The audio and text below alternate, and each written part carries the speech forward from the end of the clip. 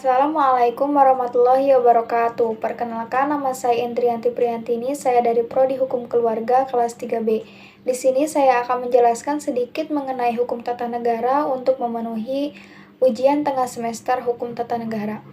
Mengetahui lebih lanjut mengenai apa yang dimaksud dengan hukum tata negara menurut istilah yaitu konstitusional atau stat law dalam bahasa Inggris. Sedangkan dalam bahasa Prancis yaitu droit constitutionnel. Lalu menurut bahasa Belanda yaitu Staatsrecht.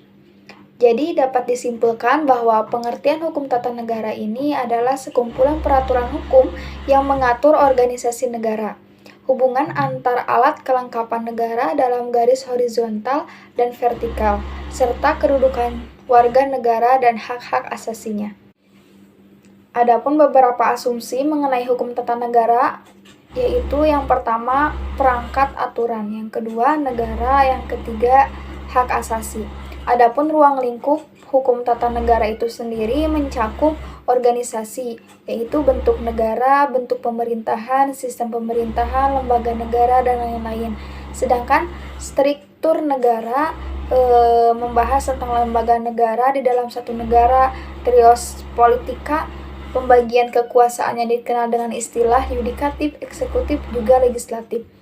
Juga hukum tata negara memiliki hubungan dengan ilmu lainnya, yaitu dengan ilmu hukum, ilmu politik, hukum administrasi negara atau yang sering disebut HAN, sosial, ilmu sosial, juga ilmu ekonomi. Perbedaan HTN dan HAN yaitu jika dilihat sifatnya, HTN bersifat dinamis, kalau HAN itu bersifat statis. Adapun sumber hukum tata negara mencakup tentang hukum internasional yang telah diratifikasi menjadi hukum nasional. Membicarakan tentang hak asasi manusia. Terus yang kedua, peraturan perundang-undangan tertulis wujudnya, undang-undang, PP, perjanjian, dan lain-lain. Yang ketiga, nilai-nilai konstitusi yang tertulis hukum adat.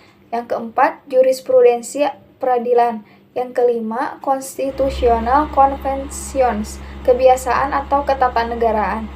Yang keenam, doktrin ilmu hukum yang telah menjadi ius communis opinion doctorum. Lanjut ke dalam pembahasan asas-asas hukum tata negara. Membicarakan asas hukum tata negara, ada sebagian orang mengatakan bahwa asas adalah karakter, prinsip, atau ciri khas. Ketika kita membicarakan tentang asas hukum tata negara, bahwa negara di sini sebagai objek, ada 3 asas hukum tata negara. Yang pertama, asas negara kesatuan. Yang dimaksud dengan negara kesatuan ini adalah generalistik, yang dimana kewenangan didominasi oleh pusat. Sedangkan serikat atau liberal adalah kolegia, yang dimana negara itu tidak terlalu besar, atau bisa dikatakan bahwa negara serikat adalah negara bagian. Asas negara kesatuan dibagi menjadi 3 bagian. Yang pertama, desentralisasi, yang kedua, dekonsentrasi, yang ketiga, tugas pembantuan. Yang kedua, asas hukum tata negara yang kedua yaitu asas negara hukum. Negara dikatakan negara hukum jika memenuhi 6 hal. Yang pertama, jaminan HAM, yang kedua badan kehakiman bebas atau mandiri, yang ketiga pemilu yang bebas, yang keempat kebebasan menyatakan pendapat, yang kelima kebebasan berserikat, yang keenam pendidikan kewarganegaraan. Terus asas demokrasi. Demokrasi adalah dari rakyat oleh rakyat untuk rakyat. Ada beberapa indikator menurut Avan Gafar menyatakan negara demokrasi jika memenuhi 6 hal. Yang pertama, menyelenggarakan kekuasaan berasal dari rakyat. Yang kedua, menyelenggarakan kekuasaan secara bertanggung jawab. Yang ketiga, adanya partisipasi langsung atau tidak langsung. Yang keempat, rotasi kekuasaan. Yang kelima, pemilu. Yang keenam, kebebasan dijadikan hak-hak dari manusia, dasar manusia. Ada 2 bentuk negara hukum. Yang pertama, negara hukum formal, yang kedua negara hukum formil. Yang dimaksud dengan negara hukum formal yaitu mencakup tentang individualisme atau membebaskan masyarakat bergerak bebas. Yang kedua, negara penjaga malam. atau negara ada atau hadir ketika dibutuhkan saja. Terus ada juga yang dimaksud dengan negara monopoli, hanya ada satu sistem yang digunakan, yang ketetapannya diatur oleh negara, tanpa campur organisasi lainnya. Sedangkan bentuk negara hukum material mencakup dalam beberapa hal. Yang pertama, kolektif, konsensus antara masyarakat dan negara. Terus ada dominasi negara, yaitu negara yang lebih berkuasa, negara didominasi oleh negara. Yang ketiga ada welfare state, negara kesejahteraan adalah negara dengan konsep pemerintahan yang mengambil peran penting dalam perlindungan dan mengutamakan kesejahteraan ekonomi dan sosial warga negaranya. Setelah mengetahui apa yang dimaksud dengan asas hukum tata negara, lanjut ke dalam pembahasan tipe dan bentuk susunan negara. Secara umum, bentuk negara bagian terbagi ke dalam dua bagian, yaitu negara kesatuan dan negara bagian. Yang dimaksud dengan negara kesatuan yaitu vertical management model, lebih terpusat. Contoh, Inggris, kerajaan, dan Jepang kekaisaran. Terus sentral representatif atau terpusat namun representatif dengan negara-negara lain, contoh Swedia, Spanyol, dan Denmark. Terus ada juga unification, model penyatuan atau integrasi, contoh seperti negara Belanda. Mixed model atau bentuk campuran, contoh seperti Perancis. Ada beberapa karakter di dalam negara kesatuan, diantaranya yang pertama, satu konstitusi yang berlaku, yang kedua, satu pemerintahan di tingkat pusat, yang ketiga, satu kewarganegaraan, yang keempat, kesatuan pemerintahan lokal yang merupakan subdivisi pemerintahan pusat, dan yang terakhir, dominasi pusat. Terus yang dimaksud dengan negara bagian yaitu perasaan sebangsa di antara kesatuan-kesatuan politik yang hendak membentuk federasi. Yang kedua, keinginan untuk membentuk ikatan yang terbatas. Ada beberapa karakter di dalam negara bagian, diantaranya yang pertama, satu wilayah negara terbagi atas negara-negara bagian, contohnya seperti Amerika Serikat. Yang kedua, ada kedaulatan ganda. Yang ketiga, ada hubungan antara pemerintah federal dengan pemerintahan daerah bersifat koordinatif atau kooperatif. Jadi, pada intinya negara kesatuan lebih bersifat sentralistik, sedangkan negara bagian lebih bersifat desentralistik. Lanjut ke dalam pembahasan bentuk dan sistem pemerintahan. Menurut Aristoteles, bentuk pemerintahan terbagi menjadi 4 bagian. Yang pertama ada autokrasi, yang kedua ada oligarki, yang ketiga ada monarki, yang keempat ada republik. Yang dimaksud dengan autokrasi yaitu bentuk pemerintahan yang kekuasaan politiknya dipegang oleh satu orang atau memakai sistem kerajaan atau kekaisaran. Terus yang dimaksud dengan oligarki yaitu bentuk pemerintahan yang kekuasaan politiknya secara efektif dipegang oleh kelompok elit kecil dari masyarakat. Yang dimaksud dengan monarki yaitu bentuk pemerintahan yang dipimpin oleh seseorang penguasa monarki, memakai sistem kerajaan. Sistem kerajaan monarki adalah sistem tertua di dunia. Terus yang terakhir ada republik. Yang dimaksud dengan republik itu sendiri yaitu bentuk pemerintahan hasilnya bercabang dari rakyat atau yang dimaksud dengan kedaulatan rakyat. Dalam hal ini terdapat 2 bentuk negara menurut Aristoteles. Yang pertama, bentuk sempurna yang terdiri dari monarki, aristokrasi, juga politeia. Terus yang kedua ada bentuk negara yang sempurna mengalami kemerosotan menjadi yang pertama desposit, yang kedua oligarki, yang ketiga demokrasi.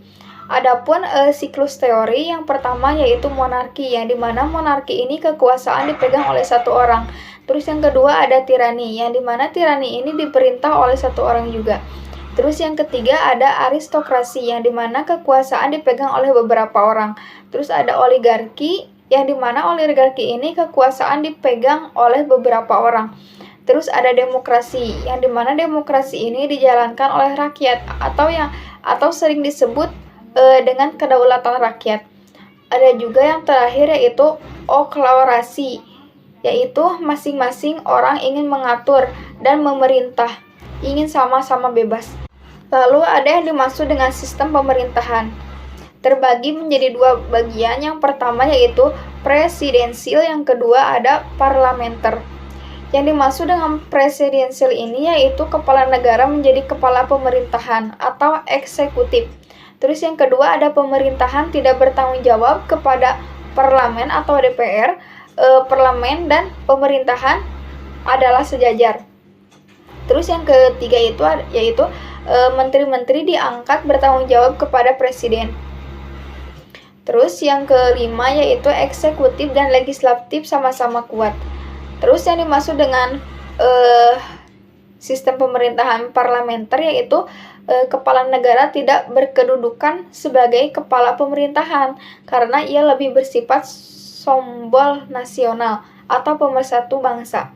Terus yang kedua yaitu pemerintahan dilakukan oleh sebuah kabinet yang dipimpin oleh seorang perdana menteri. Yang ketiga, kabinet bertanggung jawab kepada dan dapat dijatuhkan oleh parlemen melalui mosi. Yang keempat yaitu kedudukan eksekusi atau kabinet lebih rendah dan bergantung kepada parlemen.